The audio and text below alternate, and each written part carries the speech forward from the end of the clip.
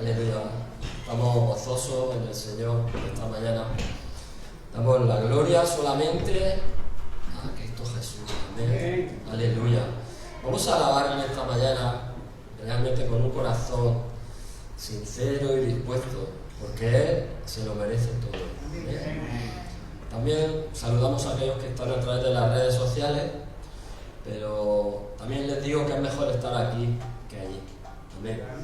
Amén. Sería una comodidad que tenemos, pero muchas veces las comodidades también se pueden convertir en un poco de me conformo así. Vamos a leer en el Salmo 25, versículo 4. Aleluya. Y dice así, en la Nueva Traducción Viviente, dice así: muéstrame la senda correcta, oh Señor, señálame el camino que debo seguir, y guíame con tu verdad y enséñame, porque tú eres el Dios que me salva. Todo el día pongo en ti mi esperanza.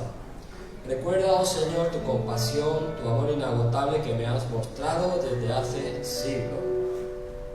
Y se puede seguir para adelante, y sobre todo, abajo dice así en el 7, no te acuerdes de los pecados de rebeldía durante mi juventud, acuérdate de mí a la luz de tu amor inagotable, porque tú eres misericordioso, oh Señor. Nos está diciendo aquí, abajo en el énfasis que hace, que cuando uno es joven, pues tiene también más ímpetu y muchas veces también no nos damos cuenta, pero dice que Dios siempre tiene misericordia. Amén. Y arriba dice, muéstrame la senda correcta, oh Señor, y señálame el camino que debo de seguir. En esta mañana yo te digo, a que Dios te ha mostrado la senda que debes de seguir. Amén. ¿A través de qué? De su palabra y de también de sus siervos, que te indican por dónde tienes que caminar. Hay veces que cuando uno camina solo, es fácil de perderse. Cuando tú desconoces un camino o desconoces un sitio, por regla general, como hemos hablado a veces, en los rebaños de ovejas, la oveja es un animal muy dócil, pero también se despista mucho. Y en el momento que pierde el redil, se pierde. Pero aquí te dice, muéstrame la senda correcta, oh Señor, señálame el camino de que debo de seguir. Y en esta mañana Dios nos lo muestra. Dice, guíame con tu verdad y enséñame qué es la verdad. La verdad es la palabra que estamos leyendo. Dios te dice, yo quiero que tú andes por este camino y no vayas por el otro.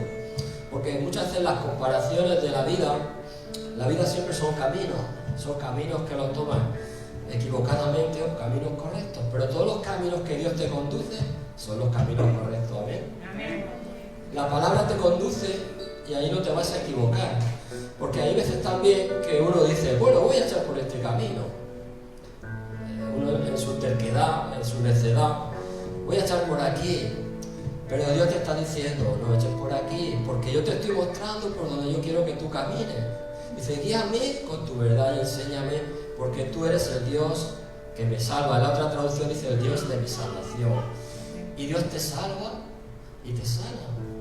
Porque en Dios está todo. Primero viene la salvación y después viene la sanidad. Porque Dios está mirando más tu alma que tu cuerpo.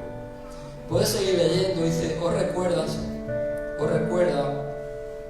oh Señor, tu compasión y tu amor inagotable que me has mostrado desde hace siglos. No nos está diciendo aquí la palabra que Dios ha sido revelado de un día para otro, sino por mucho tiempo, por siglos y siglos. Dios ha dado a conocer a la humanidad a través de Jesús, que vino ¿para qué? ¿Para qué vino Jesús? Para redimirnos del pecado y de la muerte que había. Ese veredicto de la desobediencia del hombre, si nos vamos al Génesis, ¿qué hizo Adán y Eva ahí? Desobedecer a Dios. Y Dios de la misma manera, porque como dice en el versículo de Juan 3:16, dice, porque de tal manera amó Dios al mundo, que dio ¿a quién? A su Hijo unigénito, el único, y lo envió para que tú y yo hoy tengamos la revelación de su salvación. Amén. Vamos a orar. Señor, te damos las gracias por esta preciosa palabra, Señor, que solamente ya leyéndola, Señor, nos redarguye, nos da vida, Señor, porque es palabra tuya, Señor. Te damos las gracias por estos salmos y por toda la Biblia, Señor. Y te bendecimos en esta mañana, Padre, y te damos la gloria. Vamos a alabar tu nombre, Señor, que no solamente es alabar, sino alabar significa obedecer. Te damos las gracias, Padre, en el nombre de Jesús. Amén. Aleluya. Aleluya, gloria a Dios. Siéntete alegre, siéntete contento y dale la gloria a Dios. Alábale con todo tu corazón. Amén. Que Él diga, hoy sí ha venido este hijo mío a alabarme de verdad. No ha venido para pasar un poco de rato ahí, sino para demostrarle a Dios que es verdad, que le alabamos y le obedecemos. Amén.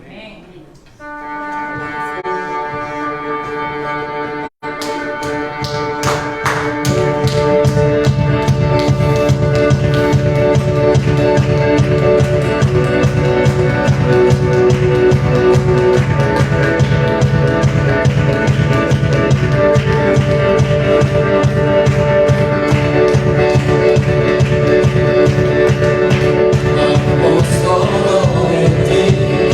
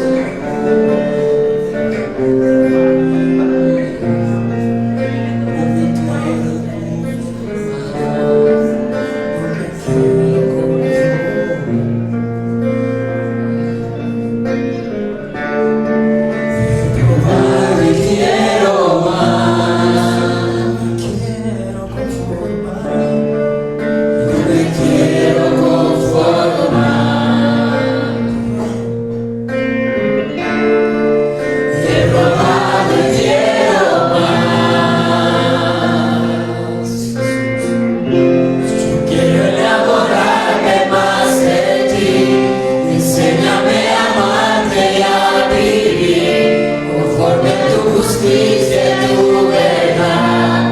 Con mi vida quiero adorar, con todo lo que tengo y lo que soy, todo lo que he sido te lo doy. Que mi vida sea para ti, como un perfume a tus pies.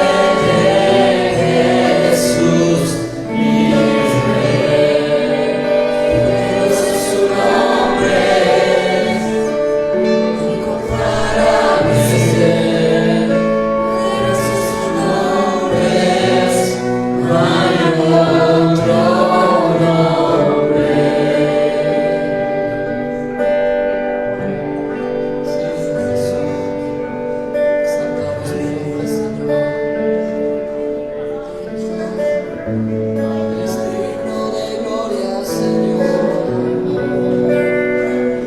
Digno eres tú, Señor.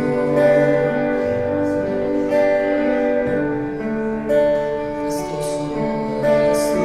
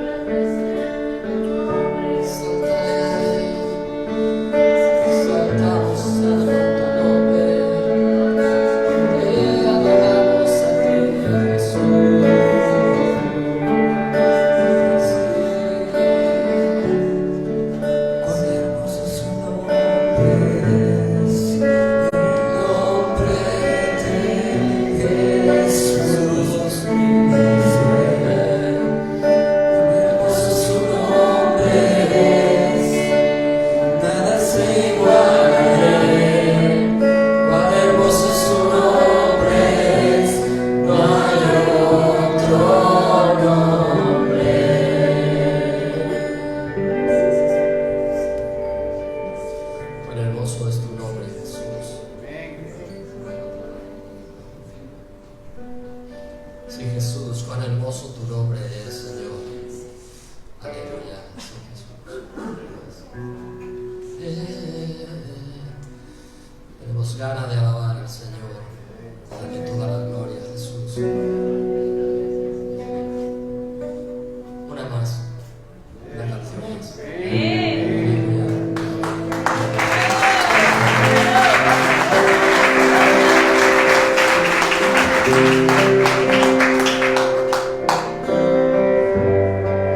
Sí, Señor.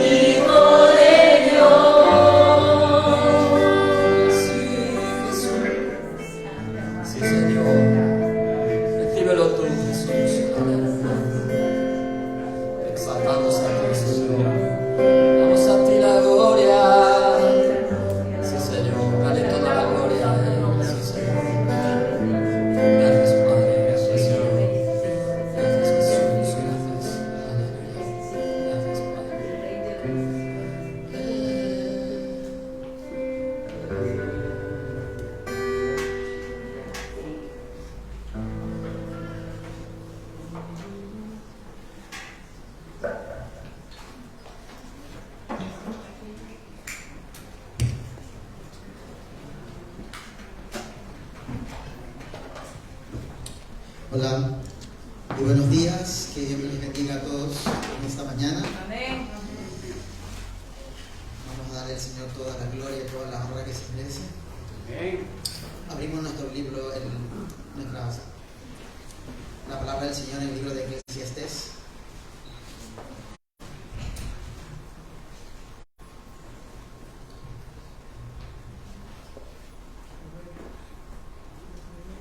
Capítulo 1, versículo 16. Y dice el Señor en esta mañana: hablé yo en mi corazón, diciendo: he aquí yo me he engrandecido y he crecido en sabiduría, sobre todos los que fueron antes de mí en Jerusalén. Y mi corazón ha percibido mucha sabiduría y ciencia, y dediqué mi corazón a conocer la sabiduría, y también en entender las locuras y los desvaríos. Conocí aún esto era aflicción de espíritu, porque en la mucha sabiduría hay mucha molestia, y quien añade ciencia añade dolor.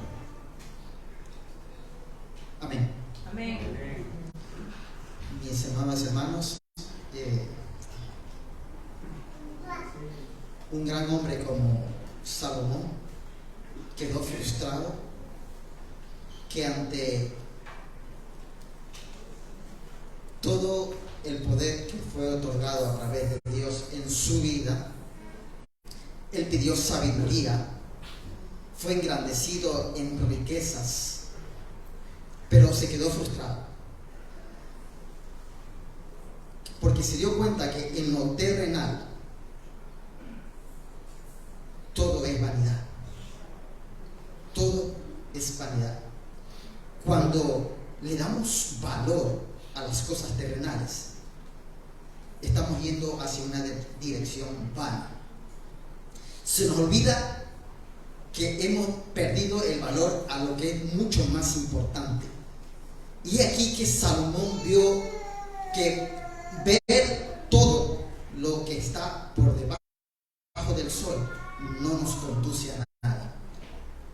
Pudo darse cuenta que todo el fruto de las manos es vanidad de vanidades.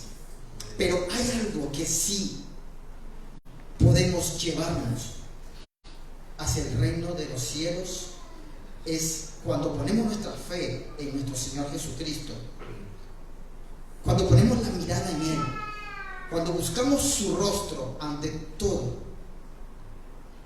Él nos responde. Todo lo que nosotros hagamos en esta vida terrenal, lo que sí nos llevaremos es nuestra fe en nuestro Señor Jesucristo. Amén. Todo lo que podamos obtener en esta vida terrenal. Y muchas veces podemos cometer el gran error de querer engrandecernos en cosas materiales, obtener dinero, guardar ahorros, tener casas, tener posesiones. Nos puede conducir a una vida vana, a una vida que no engrandece a nuestro Dios. Y es por eso que en esta mañana le pedimos a Dios que nos dé sabiduría de lo alto. Amén. Para podernos conducir por la tierra, porque hay muchas ofertas en este mundo que no nos conducen al verdadero éxito que Dios quiere para una vida espiritual. Amén. Vamos a presentarle al Señor una ofrenda, aunque yo sigo pensando que la ofrenda que podamos darle al Señor económicamente es algo que a nosotros no nos ata a las cosas materiales, pero Dios quiere que nosotros, nuestro corazón, la mayor ofrenda que le podamos dar a Dios es nuestro corazón, es nuestra vida, es lo que Él nos enseñó. Que esta vida no sea vana en nuestra forma de vivir, sino que sea una vida con propósito, a través de dándole el corazón al verdadero Dios, en la cual proclamamos en esta mañana. Amén. Que me bendiga. Vamos a ofrendar. Y lo voy a hacer a través de una oración en esta mañana, pidiéndole al Señor que nos mire Él nos ve con ojos de misericordia, y nos amas con amor eterno y nos has escogido en este tiempo para que proclamemos la verdad y la luz en medio de la oscuridad. Amén. Amado Dios, te damos las gracias en esta mañana. Queremos, Señor, ofrendarte, Señor, con nuestra vida, con nuestro trabajo, con nuestro esfuerzo, con nuestro corazón, amado Dios. Ayúdanos a entender. Te pedimos, precioso Espíritu Santo, que eres la persona que está, Señor, hablando en nuestro corazón. Precioso Espíritu Santo, ayúdanos a entender lo íntimo de Dios. Ponemos, Señor, nuestra mente y corazón en todo lo que tú nos amas, amado Dios. En el nombre precioso de Jesús. Amén. Amén.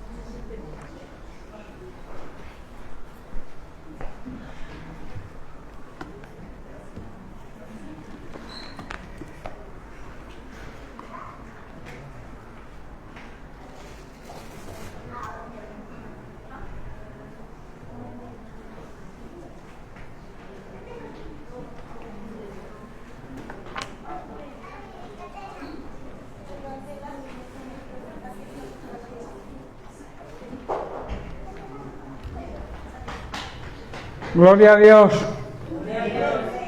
Qué bendición, qué privilegio estar los hermanos juntos, ¿verdad?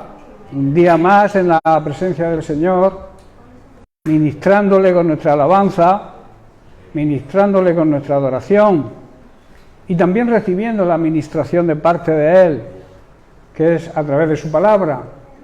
Nosotros hacemos nuestra parte y Dios cumple con la suya.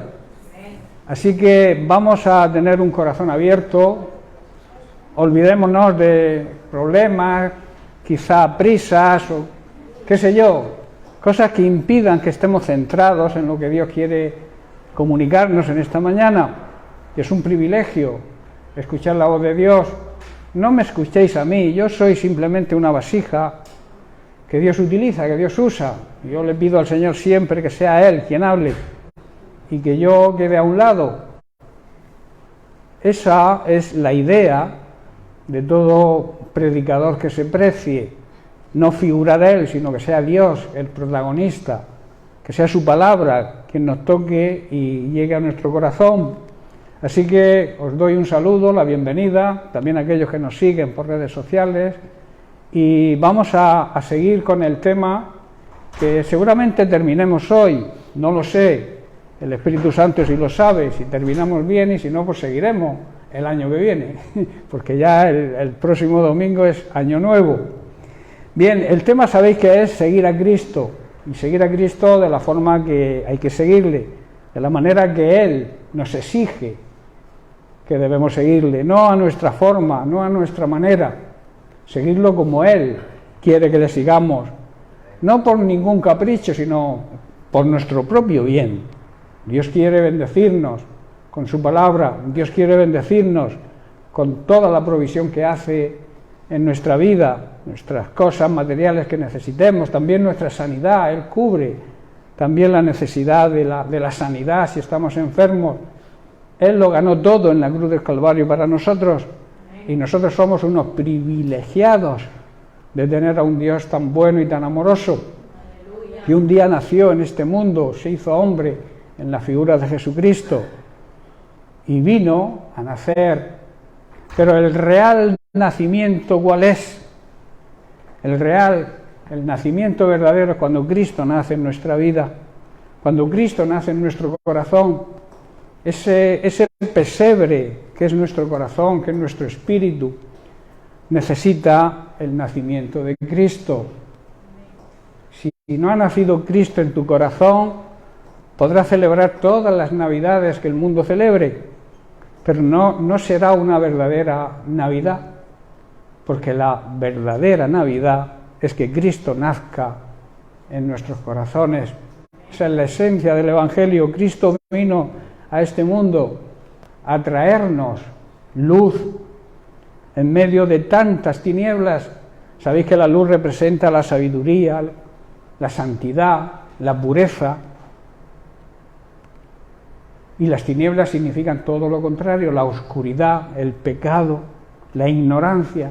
El mundo vive en ignorancia total cuando vive apartado de Cristo, porque Cristo es la luz. Nosotros somos también la luz. Jesús lo dijo: yo me voy, yo soy la luz que vino a este mundo a alumbrar al mundo que estaba en tinieblas, a poner, digamos, este mundo en orden, que vivía de espaldas a Dios, vivía muerto espiritualmente. Nuestro espíritu estaba muerto, quizá nuestra alma y nuestro cuerpo físico no. Una persona que no ha nacido de nuevo funciona en dos partes. Sabéis que somos un ser trino, espíritu, alma y cuerpo, pero antes de convertirnos funcionábamos en dos partes, la mente y la carne. Y la mente era quien dirigía a la carne a las cosas pecaminosas. Por eso Jesucristo vino a darnos vida. Y nos dio vida. ¿Dónde nos dio vida? En aquello que estaba muerto, el espíritu. Esa vida que dice Pablo en Efesios, que nos dio vida cuando estábamos muertos. Esa muerte era la muerte espiritual, la muerte de nuestro espíritu. Entonces, cuando nos convertimos, empezamos a vivir de una manera completa. El ser completo empieza no a vivir, sino a tener la vida verdadera que Cristo quiere que tenga. El mundo, yo suelo decir que existe. Las personas que no creen en Dios, las incrédulas, los incrédulos, existen, como existen los perritos y los gatitos. Pero los creyentes verdaderos vivimos, y vivimos la vida que Dios quiere regalarnos a través de su Hijo, la vida eterna, esa vida plena y abundante que todo ser humano desea, ¿verdad? Bueno, estuvimos tratando sobre la necesidad, si recordáis, días pasados, la necesidad de salir vencedores en todas nuestras luchas y batallas, que seamos ganadores para el Señor, aunque el mundo nos considere perdedores. A los cristianos se nos considera poca cosa, ¿verdad? Pero a mí me importa nada que los seres humanos me consideren poca cosa si para Dios soy un vencedor, ¿verdad?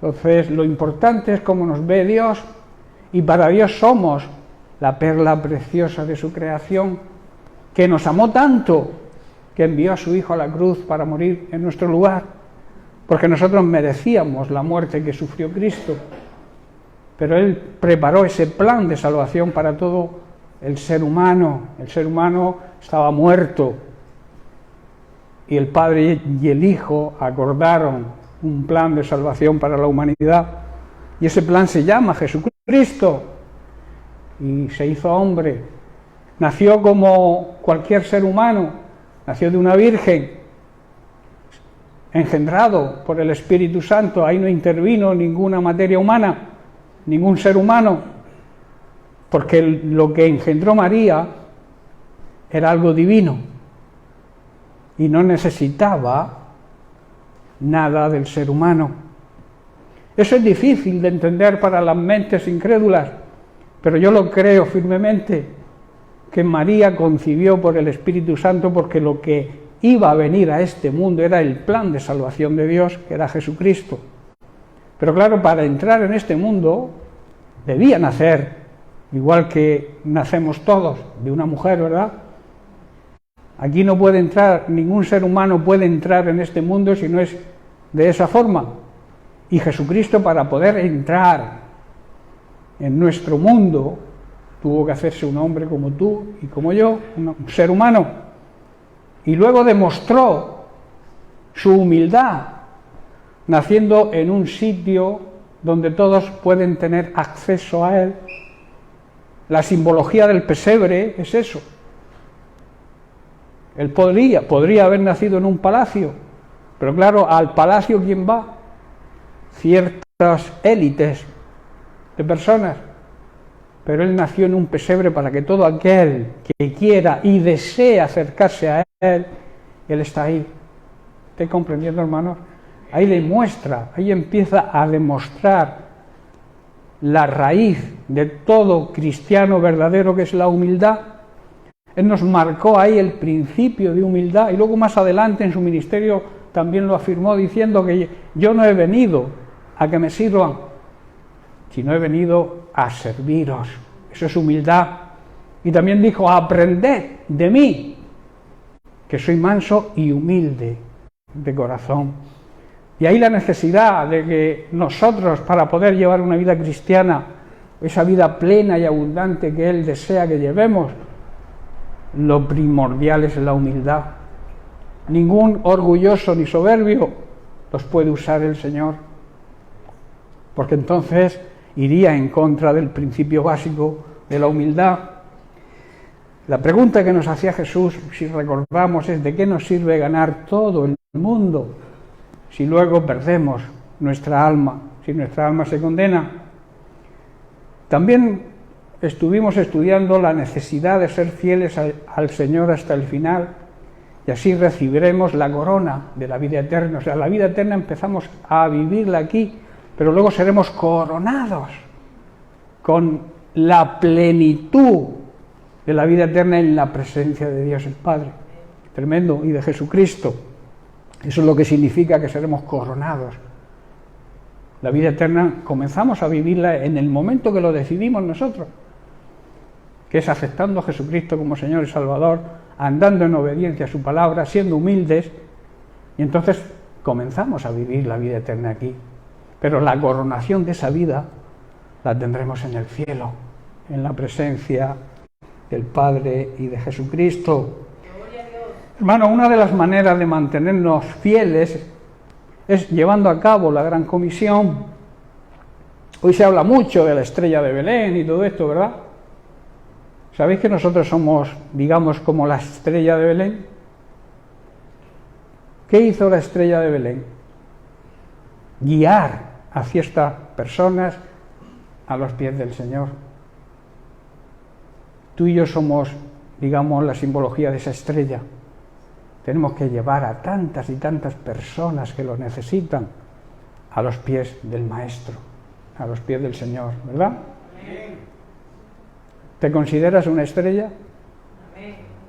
Pero no una estrella para este mundo, sino una estrella que alumbre la luz de Cristo, que alumbre la palabra de Dios y que toque a las personas que nos rodean. La luz cuando llega ciega, ¿verdad? Estamos cegando a nuestros seres queridos, a nuestros vecinos, a nuestros compañeros de trabajo. ¿Le está llegando la luz de Cristo? Pues nuestra obligación, hermanos, alumbrar como una estrella en medio de tanto pecado y de tanta tiniebla. También decíamos que parte de la Gran Comisión era ayudar al necesitado. Estuvimos estudiando cómo ayudar a las personas que lo necesitan y también a quién debemos ayudar. No debemos, dice la palabra de Dios, cansarnos de hacer el bien y ayudar a los demás, la ayuda mutua, porque a su tiempo, al tiempo del Señor, cosecharemos lo que hayamos sembrado y recibiremos las grandes bendiciones que Dios tiene para aquellos que le agradan.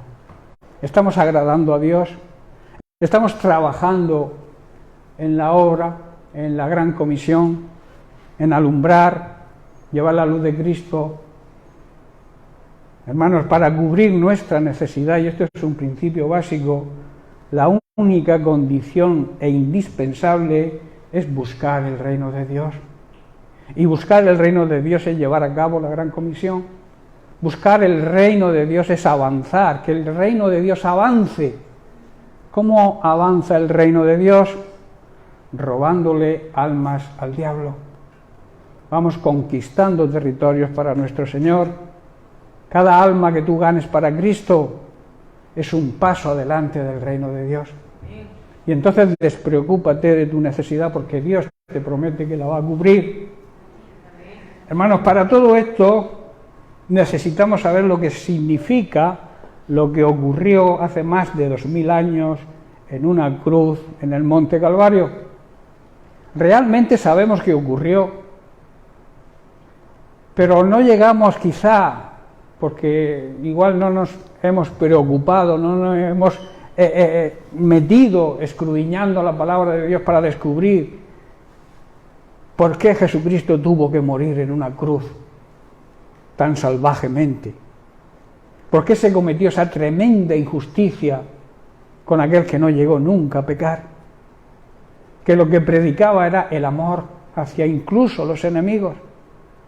Recordáis que una de sus últimas palabras en la cruz, a punto de agonizar, era: Padre, perdónalos. Oraba por aquellos que eran sus enemigos. ¿Oras tú por tu enemigo? Que muchas veces consideramos enemigos a nuestra propia familia, pero eso es un error. Dios nos llama a orar por nosotros, por nuestra familia y también incluso por nuestros enemigos. Y aquí surgen algunas preguntas. ¿Qué significa para ti el suceso de la muerte de Cristo en la cruz? Para ti personalmente, no en general, porque a veces hablamos de una manera generalizada de lo que el Señor hizo por la humanidad. Pero ¿qué hizo por ti?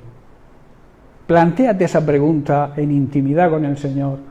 Busca la dirección del Espíritu Santo que te mostrará cómo Él actúa, lo que ocurrió, ese suceso que ocurrió hace 2000 años en una cruz.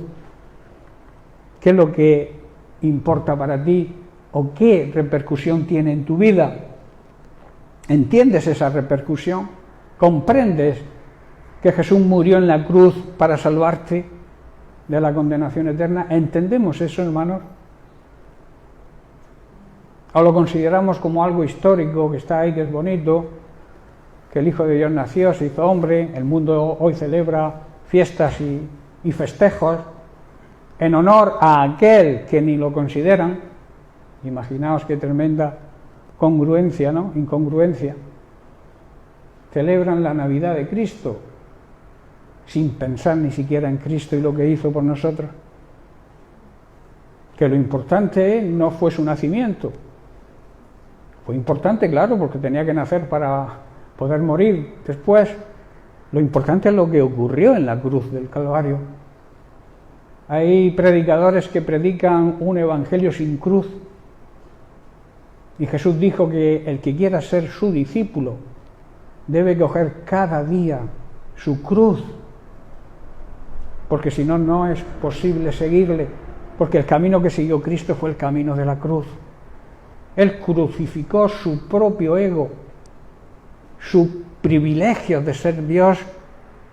Él dice que se despojó de su naturaleza, digamos, de sus privilegios de ser Dios, para morir por nosotros en una cruz.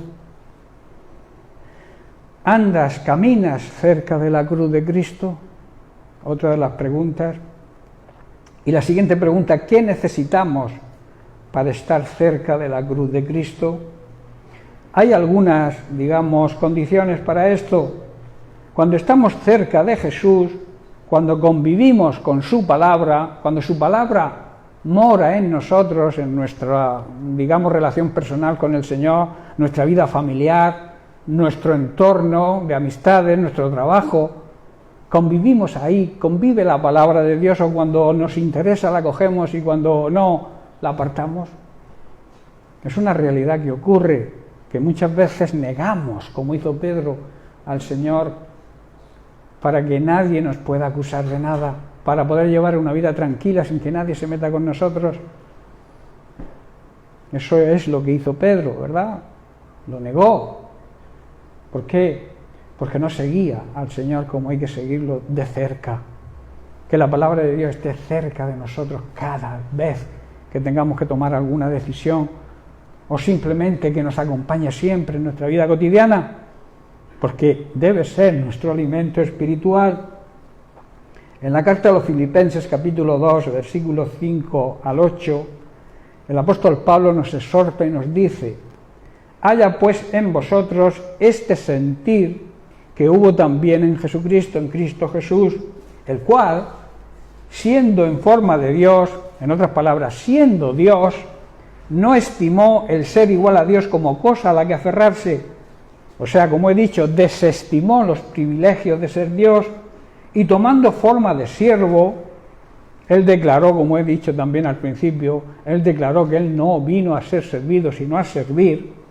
Y dice, hecho semejante a los hombres, o sea, vino a la tierra y nació como cualquier ser humano, y estando en esa condición, porque muchos dicen que Jesús sufrió y padeció siendo Dios y por eso pudo soportarlo, pero no es así. Él sufrió lo mismo que tú hubieras sufrido si hubieras pasado por el mismo calvario, por el mismo agonía, por el mismo martirio que él sufrió.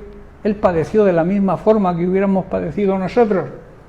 Por eso dice que se humilló, estando en esa condición de hombre, de ser humano, se humilló a sí mismo, haciéndose obediente al mandato del Padre, que Él lo envió, lo regaló a nosotros para que tengamos vida eterna.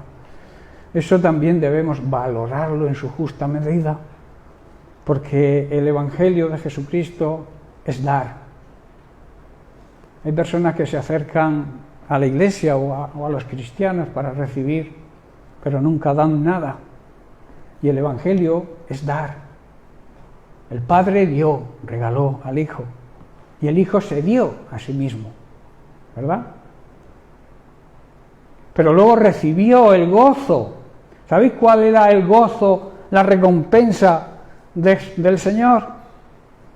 Vernos a nosotros convertidos a Él, viendo el fruto de su sacrificio. Esa es la recompensa que nosotros como creyentes también deberíamos valorar. ¿Qué fruto estamos dando? A través de nuestro testimonio, a través de nuestra predicación de la palabra, ¿se está produciendo fruto? Me refiero, se están convirtiendo almas con nuestro testimonio y con nuestra vida personal. Son preguntas que ahora que termina el año y empezamos otro, que yo digo que son declaraciones de intenciones, cuando se dice que el año que viene sea mejor que el que hemos pasado. Ahí se quedan, declaración de intenciones, pero seguimos siendo los mismos, no hay cambio. Es una realidad. Feliz año nuevo. Yo digo, no, feliz nuevo tú. Como decía un amigo mío de Sevilla, cada Navidad me mandaba un póster, cada fin de año me decía, año nuevo, nuevo tú. O sea, tú eres el que tienes que cambiar. Los años no te van a cambiar, hermano. Por muchos años que tengamos, cumplir años no nos va a cambiar. Empezar un nuevo año no nos va a cambiar la vida. La vida la cambia Jesucristo. Y cuando lo entendemos y lo comprendemos, ya no será una declaración de intenciones o de buenas intenciones el desearnos un buen año nuevo, ¿verdad? Porque sabremos que haremos cosas nuevas si seguimos en obediencia a Cristo y a su palabra. Él es fiel y lo que promete cumple. Pero claro, las promesas están condicionadas a nuestros hechos. Tú no puedes exigirle, si eres un mal hijo, Le puedes exigir a tu padre que te haga regalos, ¿verdad? Si te estás portando mal con tu padre, estoy hablando de tu padre físico, tu padre en la tierra. Pero si eres un buen hijo, no tendrás que pedirle que te regale nada, porque el Padre te va a regalar, ¿verdad?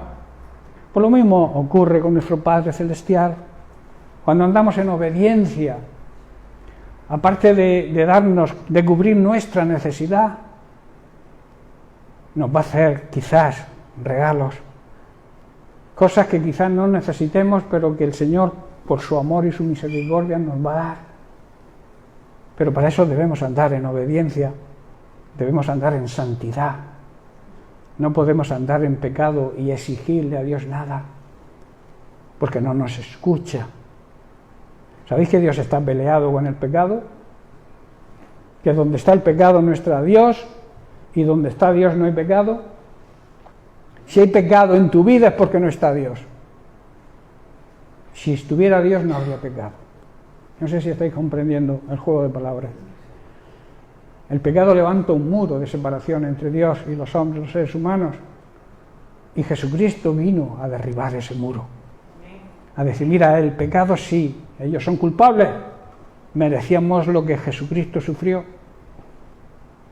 Pero entonces llegaron a un acuerdo. Y Jesucristo aceptó el plan de Dios el Padre. Sabía lo que tenía que pasar. Tenía que sufrir físicamente, pero también tenía que sufrir la separación, hermanos, la separación de Dios el Padre. ¿Por qué? Porque Dios no puede convivir con el pecado. Y cuando Jesús cargó con el pecado de toda la humanidad, Dios el Padre tuvo que mirar hacia otro lado. Por eso Jesús dijo, Padre, ¿por qué me has abandonado? Él sabía por qué lo había abandonado, sabía que en ese momento estaba cargando todo el pecado de la humanidad sobre él, para que tú y yo podamos tener una buena y nueva relación con Dios. Eso es maravilloso, hermanos. Entender eso es maravilloso y nos debe llenar de gozo, de paz, de fe, de alegría, porque Cristo, sin merecerlo, murió por nuestros pecados. Derribó el muro de separación que había entre Dios y nosotros. Hay 3 condiciones indispensables para estar cerca de Dios. Y cuando entendemos el plan de Dios, la llevamos a cabo, que son la humildad, la sumisión, que es aceptar la autoridad y la soberanía de Dios, y la obediencia. Esos son los 3 pilares básicos para poder caminar cerca de Jesús. Como escribe Pablo, Jesucristo cumplió estas 3 condiciones que son necesarias y imprescindibles para que Dios sea glorificado. ¿Sabéis que todo lo que hizo Jesús glorificó al Padre? Y Jesús es el ejemplo que debemos seguir. O sea, todo lo que hagamos debe glorificar al Padre, debe glorificar a Dios. La pregunta es, ¿estamos glorificando a Dios? ¿Estamos dándole la honra que Él se merece? ¿Estamos obedeciendo lo que Él nos manda porque eso nos traerá nuestro propio bien? El Señor demostró, sometiendo su voluntad a la voluntad del Padre, ¿verdad? Eso demuestra como que son 2 personas, que no es una persona que cambia de actitud. La voluntad es lo que caracteriza a una persona. Tú tienes tu voluntad, yo tengo la mía. Jesús tenía su voluntad y el Padre también. Lo que pasa es que la unificaron. El Hijo sometió su voluntad a la voluntad del Padre. Aceptó la autoridad y la soberanía del Padre Celestial. Ese fue el primer paso. Demostró siempre su humildad, ¿verdad? Y tú analizas la vida de Jesús, verás que Jesús siempre fue humilde. Obedeció, hermanos, y obedeció hasta la muerte. Y la muerte más horrenda y humillante que un ser humano podía tener en esa época. Murió entre malhechores. murió entre delincuentes, como un delincuente más, cuando él nunca había hecho nada malo. Todo lo que hizo es hacer el bien. Lo crucificaron simplemente por llamarse lo que era, Hijo de Dios. Pero los religiosos de la época, como la religión de hoy en día si Jesús naciera de nuevo, de verdad viniera a esta tierra y muriera, lo crucificarían también.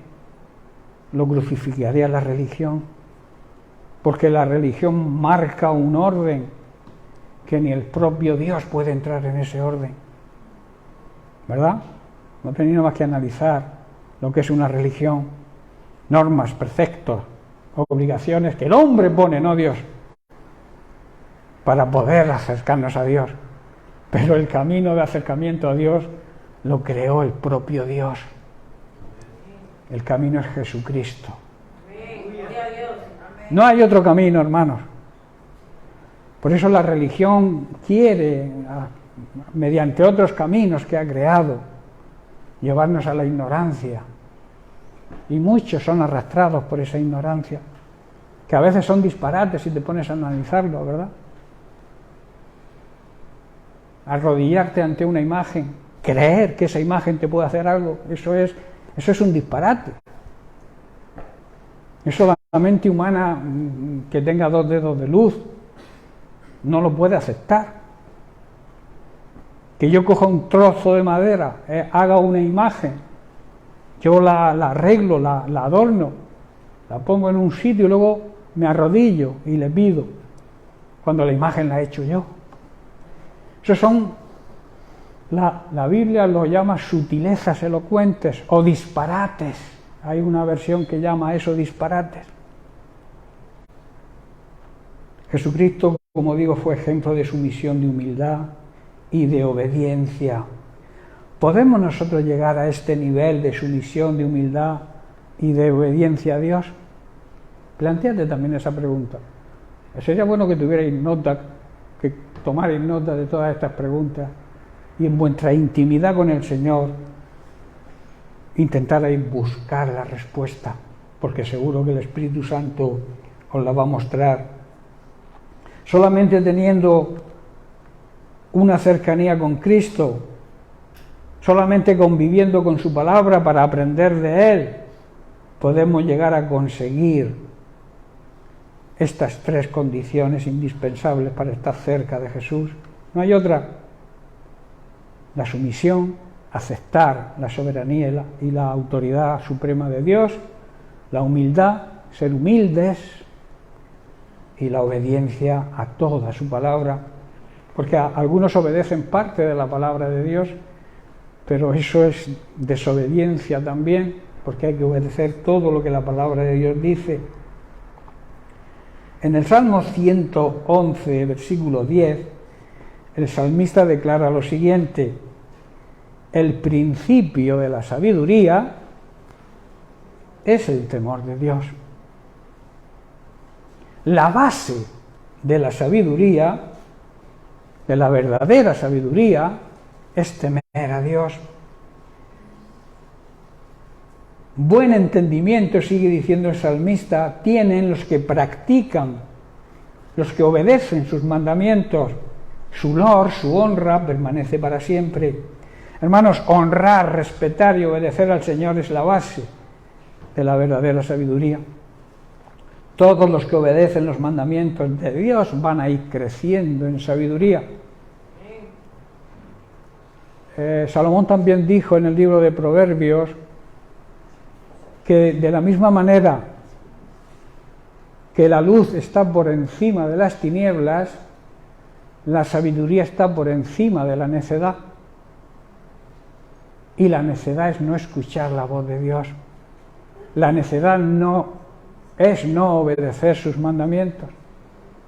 Por eso dice que el principio, o sea, la base de la sabiduría, es honrar, respetar y obedecer a Dios, que eso es lo que significa andar en el temor de Dios. Quiero hablaros ahora de lo que significa realmente la cercanía de Dios.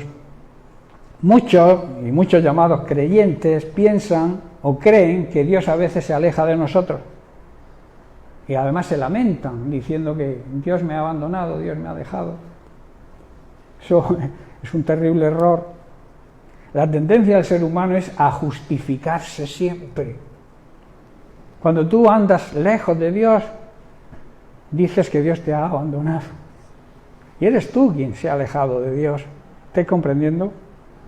El ser humano desde el principio de la creación ha tendido siempre a justificar sus errores, sus malas acciones. Adán se justificó culpando a Eva, ¿verdad? En la mujer, incluso culpando al mismo Dios. Fue Eva quien me incitó y la culpa es tuya porque me diste a Eva como mujer. Eso lo hizo Adán, ¿verdad? ¿Y Eva qué hizo? Se justificó y culpó a la serpiente. Hermanos, la realidad y lo que debemos hacer es aceptar nuestros errores, pedir perdón a Dios y Dios nos restaura. Pero si queremos justificarnos, nunca recibiremos el perdón. ¿Estáis comprendiendo? La justificación es la excusa que ponemos para no culparnos de nuestros pecados y de nuestros errores. ¿Estáis entendiendo, verdad? No es Dios, por tanto, quien se aleja de nosotros. Él quiere estar cerca de nosotros siempre. Y como suelo decir, siempre significa en tiempos de bonanza y también en tiempos de dificultad. Realmente somos nosotros los que nos alejamos de Dios. La palabra de Dios, la Biblia, enseña otra cosa bien distinta a lo que todas estas personas piensan, pero claro, exige algunas condiciones. En el Salmo 145, los versículos 16 al 19, David hace la siguiente declaración. Dice: abres tu mano y colmas de bendición a todo ser viviente. Hermanos, cuando el Señor abre su mano, sacia el hambre y la sed de todo ser humano que necesita ser colmado o saciado de esa hambre y de esa sed. Verso 17 dice: justo es el Señor en todos sus caminos y misericordioso en todas sus obras. El Señor, hermanos, es justo en todo lo que hace. Está lleno de bondad. La bondad es la tendencia siempre a hacer el bien,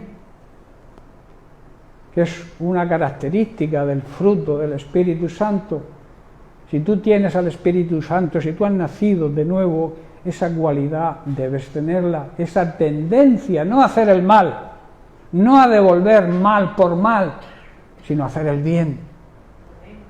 Si el Espíritu realmente mora en ti. Luego veamos las condiciones. Dice: cercano está el Señor, ¿a quién? A todos los que le invocan, a todos los que le claman pidiendo ayuda. El Señor está cerca de ellos. Claman pidiendo auxilio de verdad. Versículo 19 dice: cumplirá ese deseo con la condición siguiente: a los que temen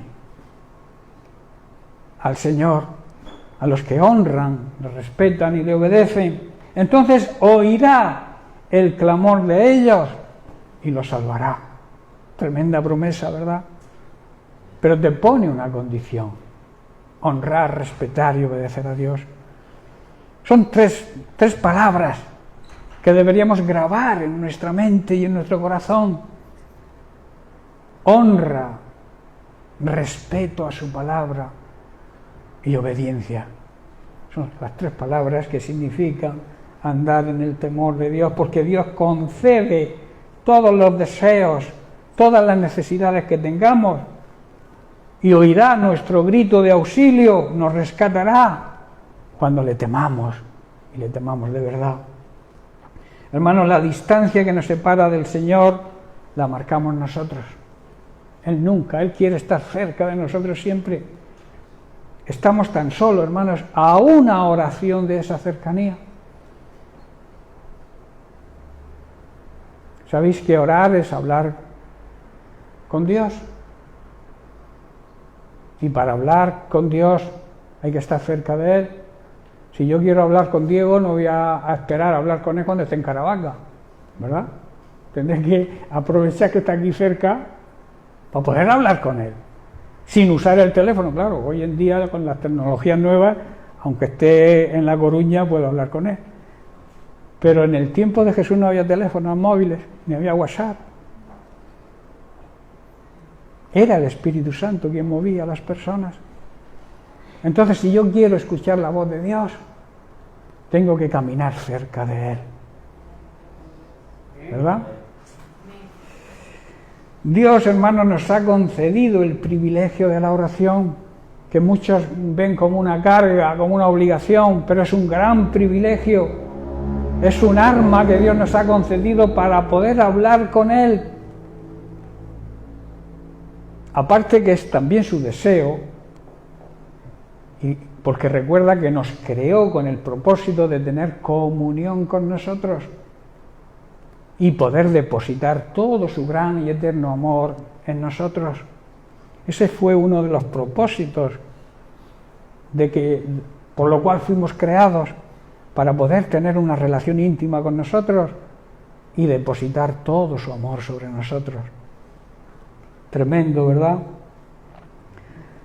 Recordemos también que orar no es un monólogo, es una conversación con Él, donde le decimos lo que le amamos, lo agradecidos que estamos con Él, y luego les ponemos nuestra necesidad. Muchos van directamente a las necesidades, porque creen que Dios está obligado a darnos todo lo que pidamos, pero debe haber un orden en la oración. Primero debemos decirle lo que le amamos, luego debemos alabarlo, bendecirlo, darle las gracias, que se nos olvida, y después saquemos la lista de la compra, pidamos por nuestras necesidades. No vayamos directamente a las necesidades, porque no estamos agradando a Dios. Dios quiere cubrirla, claro que quiere cubrir nuestra necesidad, pero Él desea que le amemos, que le demostremos que le amamos. Y la mayor demostración de amor a Dios es obedecerle.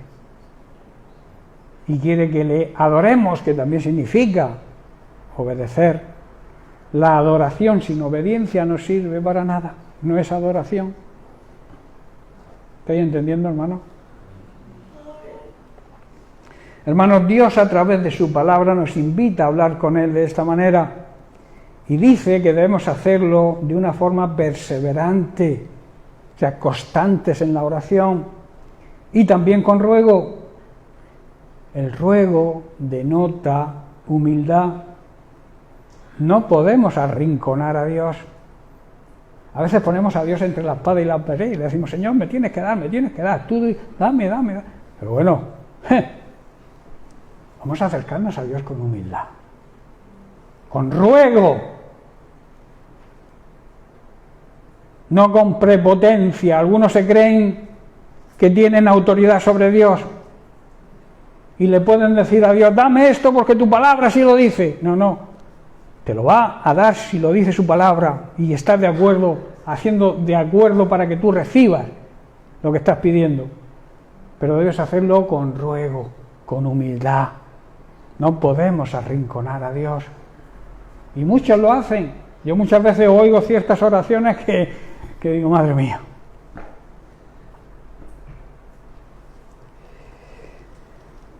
Me gustaría también indicar algunas pautas que debemos seguir en nuestra oración y que el propio Jesús nos enseña. La primera: cuando ores, busca un lugar solitario para así poder tener una buena comunión íntima con Él, que nada ni nadie nos estorbe en esa relación. Mateo 6:6, el propio Jesús lo dice en su oración personal, debemos decir así. Lo dice Jesús: cuando ores, entra en tu aposento y cerrada la puerta, para que nadie te moleste, ora a tu Padre que está en secreto, y tu Padre que ve en lo secreto te recompensará en público. Esto habla de intimidad, habla de nuestra oración personal, cómo debe ser. Y en Mateo capítulo 6, verso 5, un versículo antes, Jesús expresa los motivos.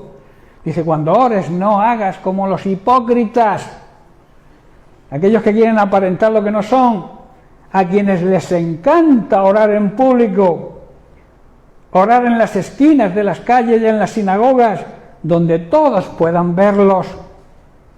Hay que ver lo elocuente que es el hermano, lo bien que ora, lo largo que lo hace, y yo apenas sé decir 4 palabras. Esas 4 palabras para Dios son más importantes que la media hora que pueda orar un supuesto.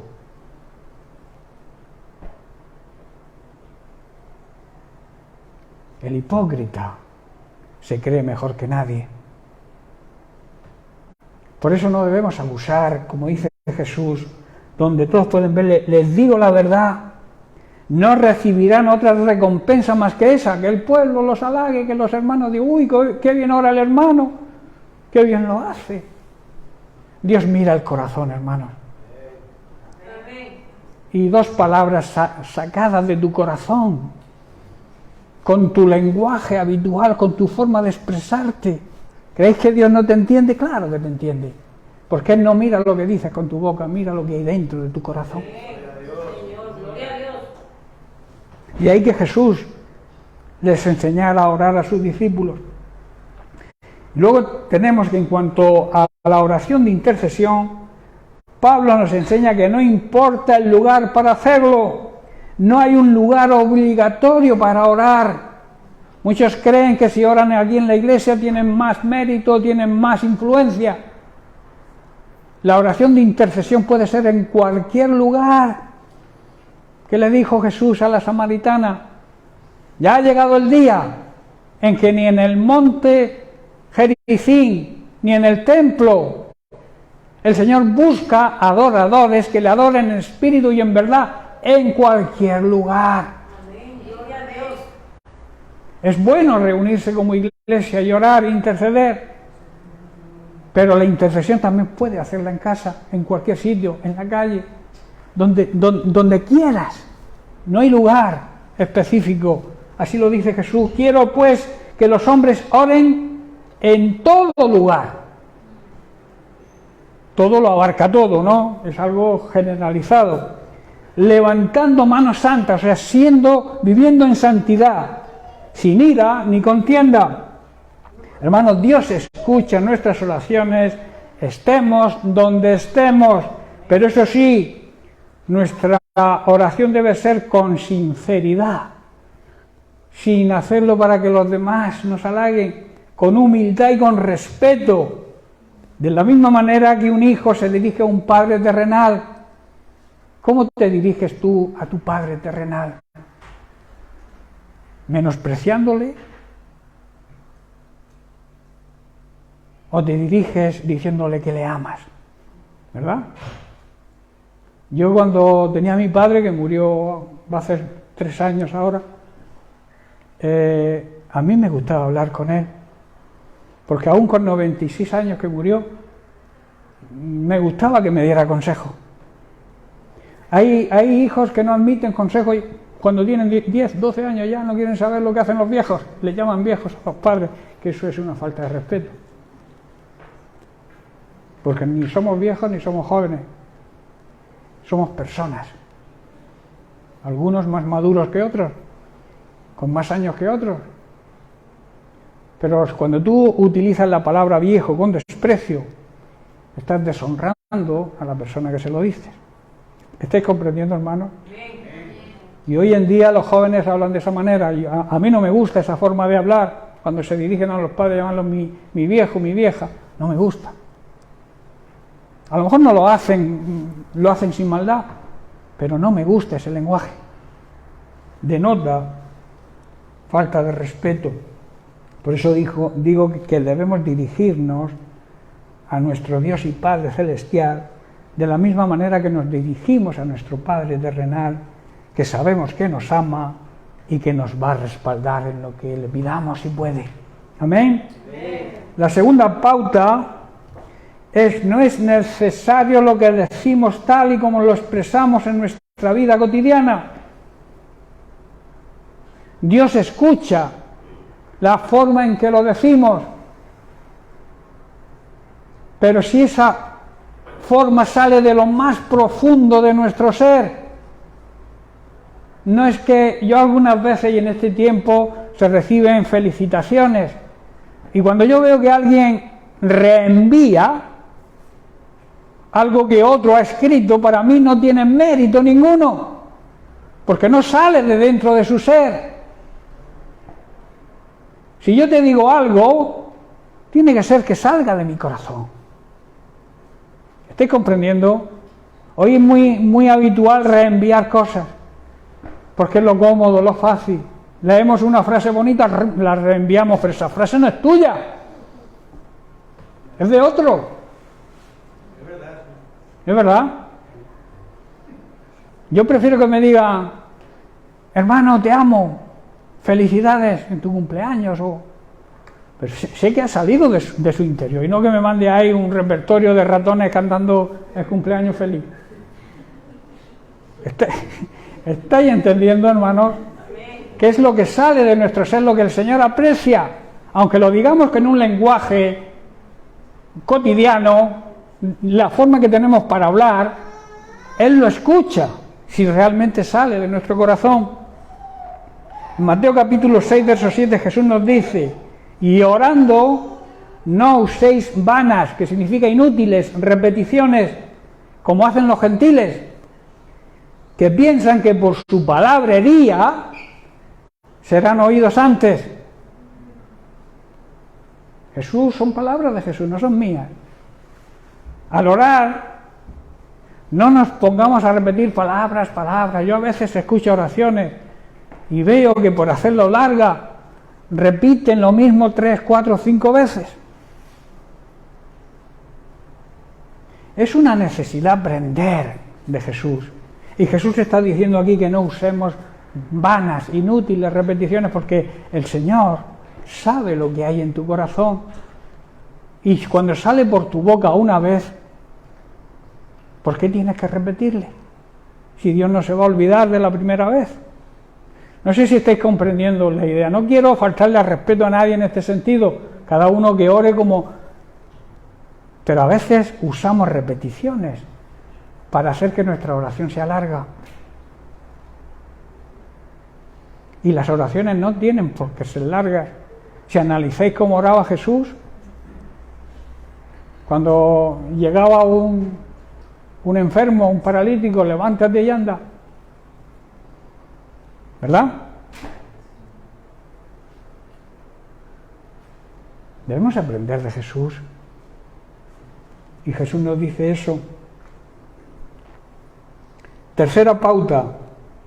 Debemos presentarle todo lo que nos inquieta o nos preocupa, aunque consideremos que es poca cosa. Al Señor le agrada que todo paso que demos, que todo lo que hagamos, lo consultemos con Él. A veces pensamos, no, esto al Señor es poca cosa, no le importa. Sí le importa, porque somos sus hijos. Y cualquier cosa, por muy pequeña que nosotros consideremos que sea, a Dios le importa, hermanos. Y a veces nos equivocamos, fracasamos en las cosas porque no le presentamos al Señor esas pequeñas cosas que a veces nos salen mal, sencillamente porque no hemos consultado con el Señor. Mi mujer pone muchas veces el ejemplo de cuando va a comprar al supermercado y nota una voz que le dice, Marisa, compra eso. No sé, pimienta o ajos o lo que sea. Y él dice, no, sí tengo en casa. Y no hace caso. Cuando llega a casa se da cuenta que le hacía falta. Es una pequeña cosa que a veces no decimos, Señor, ¿no? Pero el Señor se preocupa aún de las pequeñas cosas. No hay nada demasiado pequeño ni demasiado grande para Dios. Él lo abarca todo. Podemos y debemos contarle todo, nuestras necesidades materiales, nuestras inquietudes y preocupaciones, por muy pequeñas que parezcan, todos nuestros problemas, sean del tipo que sean, todas nuestras angustias, temores y dudas, todas las decisiones que debamos tomar, aunque nosotros las consideremos de poca importancia, Hermanos, debemos tener la seguridad que Dios, si lo que pedimos está de acuerdo a su voluntad, nos va a contestar en el momento oportuno, que quiere decir en el momento que más lo necesitemos, y estoy ya terminando. Así lo declara el escritor de Hebreos en Hebreos capítulo 4, verso 16, donde dice: así que acerquémonos. La necesidad de vivir cerca del Señor, de convivir con su palabra, acerquémonos con toda confianza al trono de la gracia de nuestro Dios, porque allí recibiremos su misericordia. Si no estamos cerca de Él, no tendremos su misericordia. La misericordia la encontramos cuando vivimos cerca de Él, cuando, vuelvo a repetir, convivimos con su palabra, y entonces encontraremos, además de la misericordia, la gracia de Dios, ese poder que nos capacita para afrontar cualquier decisión que debamos tomar. Eso es parte de la gracia de Dios, que nos va a ayudar en el momento que lo necesitemos. Hermano, debemos mantener esa cercanía con el Señor a través de la oración, siguiendo las pautas que nos marque la palabra de Dios. Dirígete a Él sin ningún temor. Al Señor no hay que temer. El temor del Señor no significa que debemos tenerle miedo al Señor. Significa, como he repetido varias veces, honrarle, respetarle y obedecerle. Eso no causa miedo, sino bendición, la bendición de Dios. Y también nos da libertad. Y sobre todo debemos dirigirnos a Él con sinceridad, con humildad y agradecimiento. Ten por seguro que Dios te va a escuchar si lo haces así, y te va a responder en el momento oportuno, cuando más lo necesites. A veces queremos que el Señor actúe en nuestro tiempo, pero debemos saber que Él controla los tiempos, y el tiempo en que te va a dar lo que necesitas es el tiempo que Él considera el tiempo oportuno, y ten por seguro que su tiempo es mejor que el nuestro. Y si Dios se retarda, algún motivo tendrá. Acéptalo, porque a su tiempo, al debido tiempo, al tiempo oportuno, Dios te lo va a dar. Dios nunca, y termino con esto, Dios nunca llega tarde, pero debemos buscar la cercanía con Él. ¿Amén? Amén. Bien, pues que Dios les bendiga y seguimos la semana que viene.